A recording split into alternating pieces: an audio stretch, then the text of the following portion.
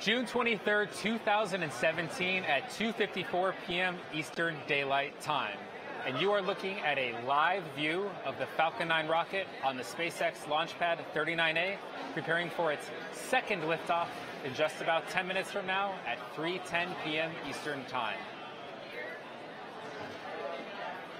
Good afternoon, and welcome to the live webcast of the BulgariaSat-1 mission. I'm John Federspiel, a lead mechanical design engineer here at SpaceX, and today we are launching what we hope to be the world's second reflight of an orbital-class rocket from Pad 39A at the Kennedy Space Center in Florida. Our launch window today is 2 hours with a backup opportunity tomorrow at the same time. We opted to perform a few additional ground system checks prior to liftoff, so we have shifted our launch to be halfway through this window. Well, the good news right now is we are tracking no issues at the moment and are ready for liftoff at 3:10 p.m. Eastern Daylight Time.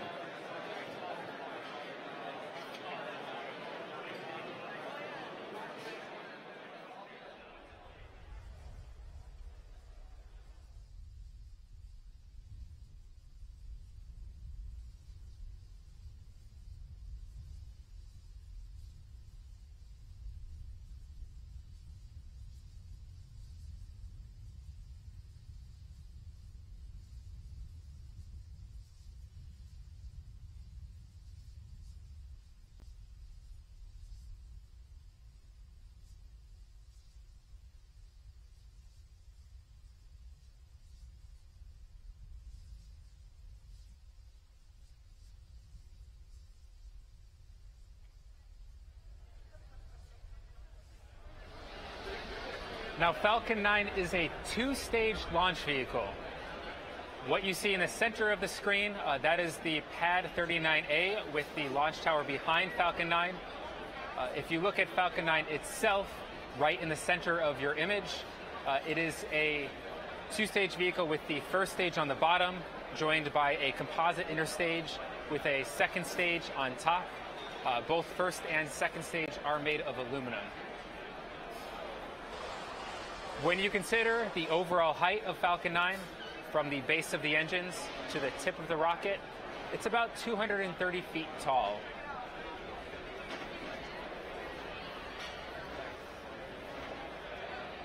Of that overall height, roughly 60% is what the first stage is comprised of. The first stage is about 140 feet tall total, roughly a 14-foot story building.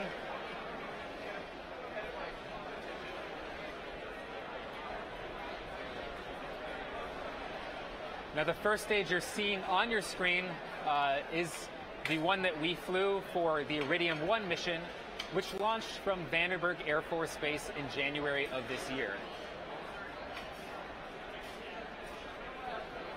On that mission of the Iridium 1 mission, we successfully brought the booster back to Earth on our West Coast drone ship. Just read the instructions. This is the very same booster you are seeing on your screen right now, and it is primed to loft the BulgariaSat-1 satellite to geostationary transfer orbit.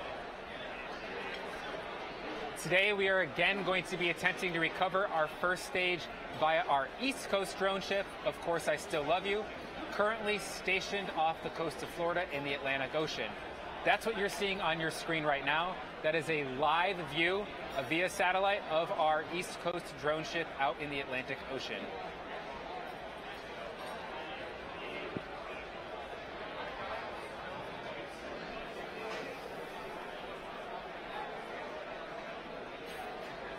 Now, the vast majority of rockets don't even attempt to come back in one piece, much less fly again.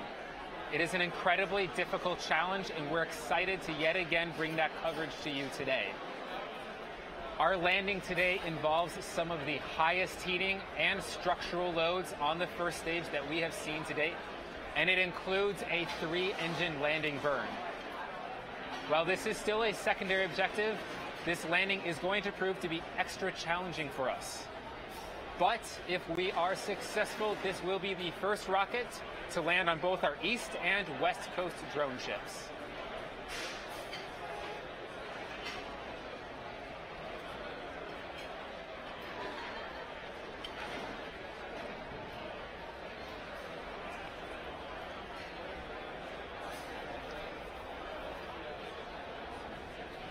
It's about T plus 10 minutes and 45 seconds. The good news right now is all systems are nominal. No issues to report right now.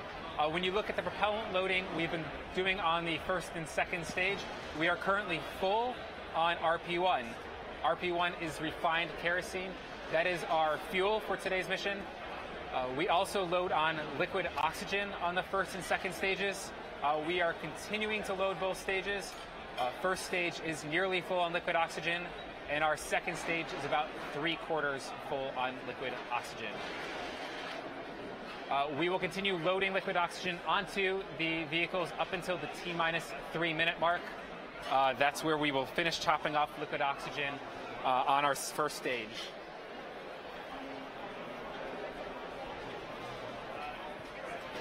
Right now we have just finished loading cryogenic helium on both stages, and we are about to resume liquid oxygen loading.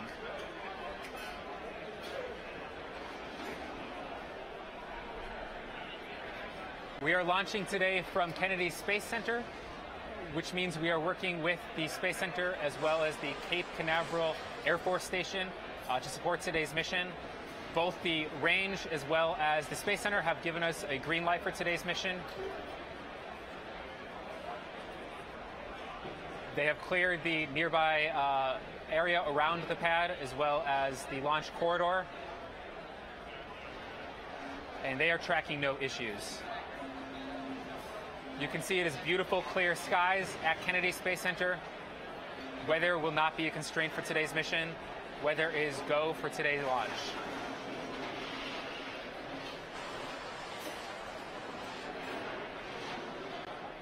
Now, at the forward end of the stage, you just saw an image of our composite fairing. Inside that fairing is where BulgariaSat is housed. This fairing is what we use to protect the satellite from the aerodynamic forces of ascent. And once we leave most of Earth's atmosphere, that fairing will separate along a seam in the middle, and that fairing will fall back to Earth. Fairing separation will occur shortly after stage separation.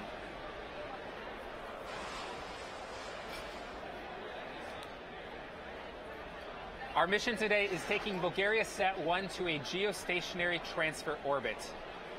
After that satellite will separate from second stage, it will use its own onboard thrusters to perform orbital adjustments over a few weeks, and that will place BulgariaSat-1 into a geostationary orbit at the Bulgarian orbital position.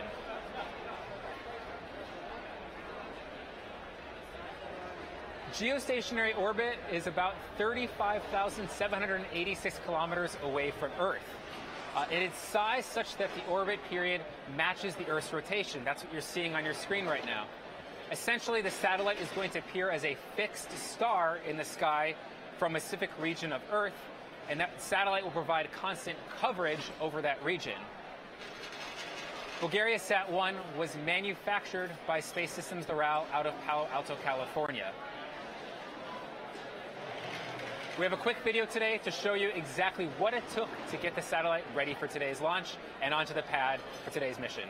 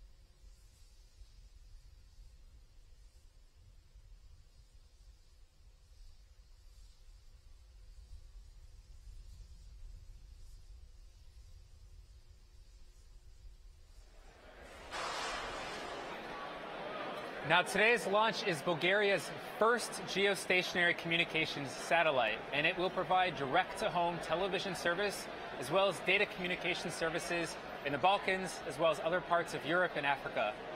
For BulgariaSat, this is a first-of-a-kind investment in terms of financial and strategic importance. Building a satellite and launching it is an incredible effort. Today's mission was made possible by the tremendous collaborative effort of the BulgariaSat team, along with its customers and international partners. The good news right now, as we are about T-minus 5 minutes into the count, is that BulgariaSat is go for today's launch.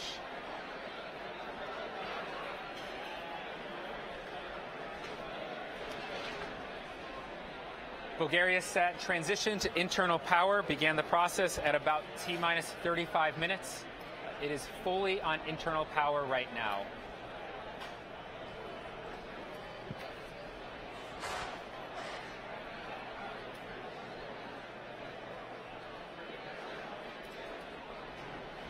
Fuel loading continues to proceed nominally. On both stages, we are just topping up liquid oxygen in this final minute of liquid oxygen load. We are coming up on strong back retraction. You can see at the top of your screen, there are some arms that cradle the rocket next to our strong back. That is the structure to the right side. Those arms open up. The strong back moves backwards 1.5 degrees. And then at this point in time, once we reach the T0, the strong back will fall away as the rocket lifts off. We are coming into terminal count. The last major event being at T-minus 1 minute, where our ground systems will hand over control of the rocket to the onboard flight computer. At that point in time, our onboard flight computer will govern the entire countdown sequence, performing the final checks across Falcon 9, as well as our final ground system checks as we throttle up to make sure we are ready for liftoff. And so we are going to go silent on our end here at the webcast unless you listen in to the final few minutes of terminal counts as we await liftoff of BulgariaSat-1 from Kennedy Space Center at Pad 39A in Florida.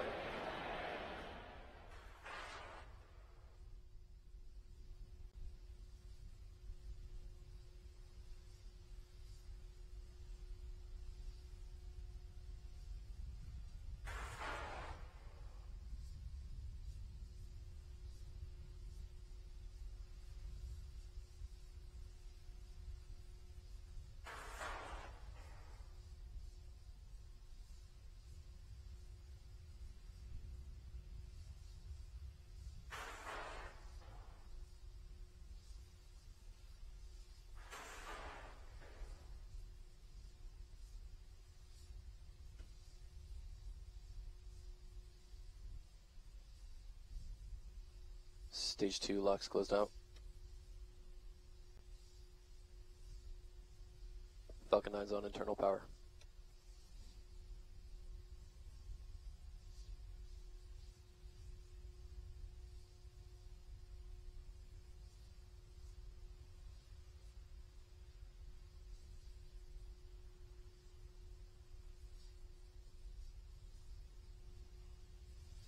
Vehicles in self-align.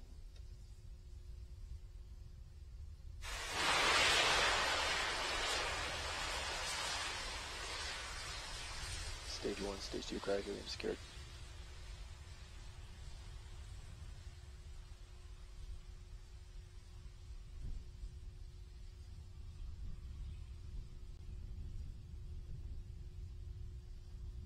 FTS on countdown 1, announce AFTS is ready for launch. AFTS is ready for launch. BC verify Falcon 9 is in startup. Falcon 9's in startup. Stage 1, Stage 2, press for flight. LD verify go for launch. LD go for launch.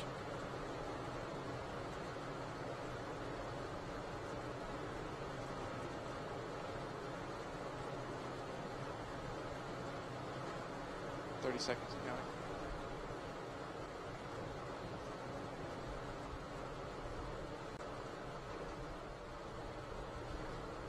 20. Falcon 9 is configured for flight.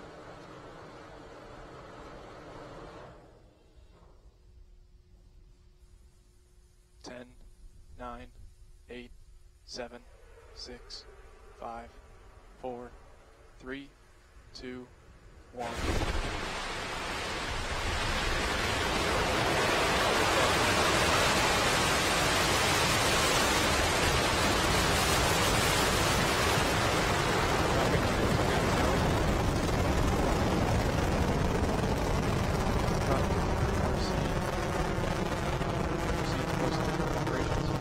RC copies.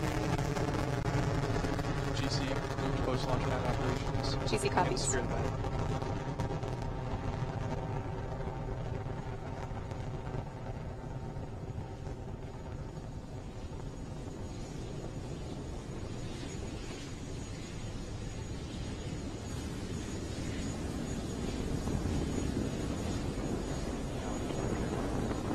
Falcon 9 is on its way to delivering BulgariaSat-1 to a geostationary transfer orbit. All 9 Merlin engines capable of putting out over 1.7 million pounds of thrust.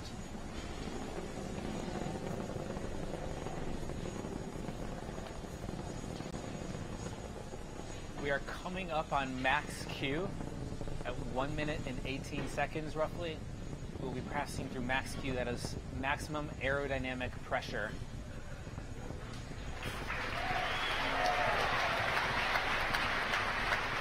We just crossed through it. That is one of the highest stressed states on the rocket.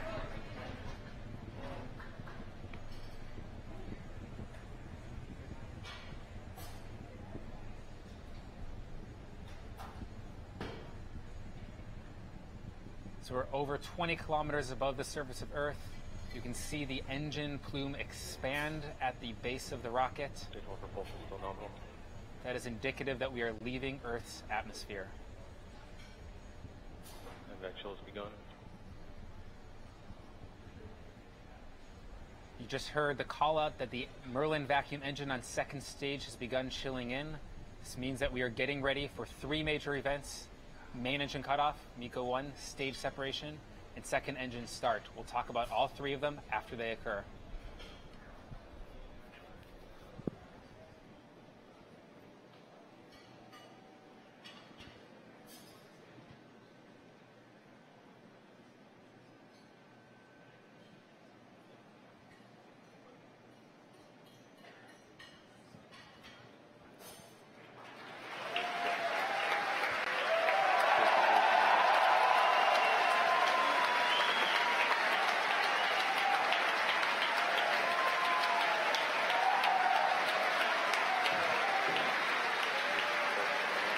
What you just saw there in quick succession was MECO, main engine cutoff, followed by stage separation, which was done by 4 pneumatic actuators on the forward end of our first stage.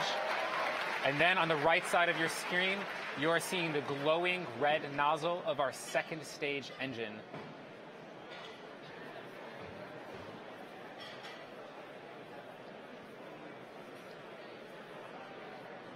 That glowing red nozzle on the second stage is how you can see that we have a good ignition in space. We will have fairing separation in about 15 seconds. Just happened right now. It's like a good separation of the fairing. That was a brief glimpse of BulgariaSat within the fairing of our second stage. This means we have left Earth's atmosphere, majority of Earth's atmosphere.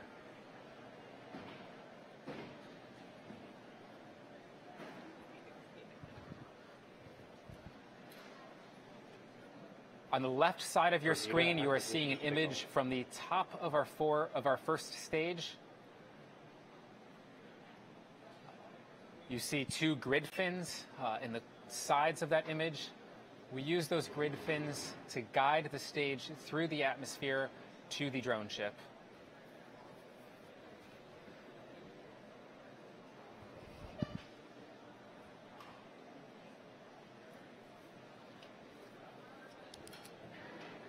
Now those grid fins do look small, but they are about 5 feet long, about 4 feet wide. So they're rather large as we use them to guide ourselves back. You are also seeing occasional puffs come out from the side of the stage. Those are cold nitrogen thrusters that we use to help orient the stage.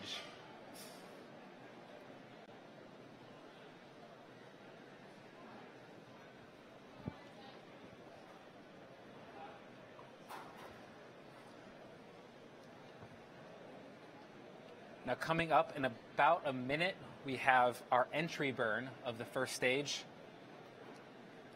This is a 3-engine entry burn. For today's mission, since we are landing on the drone ship, we do not have a boost back burn. We only have an entry burn and a landing burn. 2 burns total for today's mission for the first stage.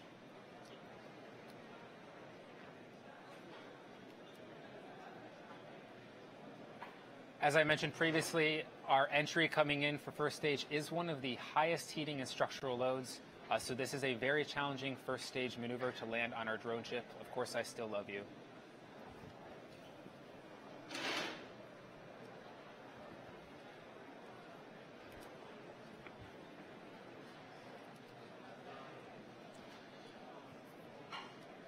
Of course, I still love you has AOS. You just heard confirmation that our drone ship has acquisition of signal, AOS, of the first stage as it's coming back.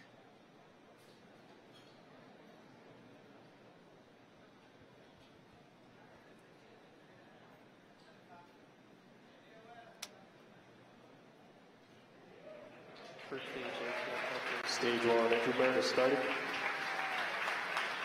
This is ignition of the entry burn. This burn will last for about 20 seconds. 3-engine entry burn on the first stage on the left.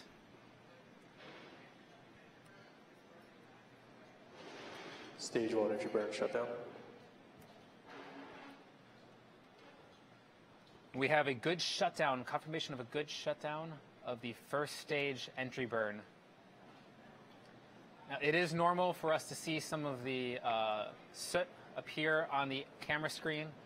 We may also occasionally lose coverage of the first stage entry as we come in through the horizon. That is all perfectly normal. This is expected to lose the signal from stage 1. We will have signal acquisition as we come closer to the drone ship.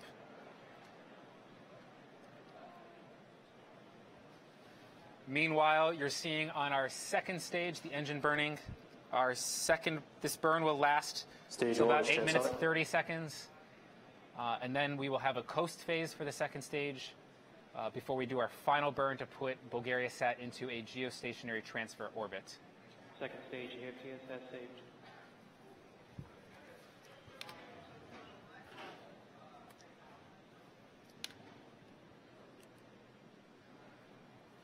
We're coming up in about 30 seconds on our landing burn from the first stage. About 45 more seconds for this stage 2 burn.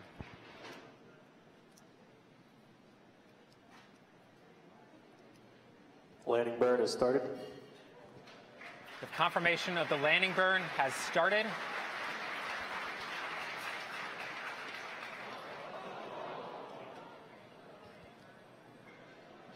Landing legs have deployed.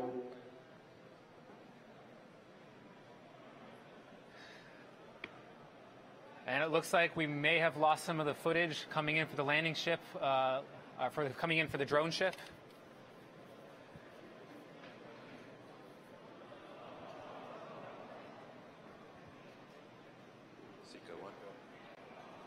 We do expect to lose signal from the drone ship as we come in. If you've watched previous missions, that is not uncommon for us to lose coverage of the first stage coming back to the drone ships. The rocket vibrations coming into something like that can cause some issues. And it looks like we did have a good recovery of the first stage. Video feed did come back.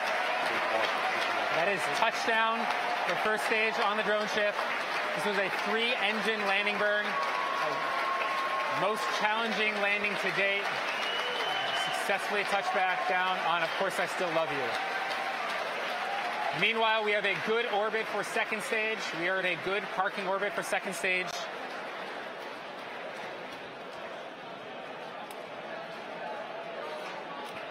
We will be in coast phase till about the T plus 27-minute mark. So we're going to leave you right now with that image of our animation of second stage orbiting around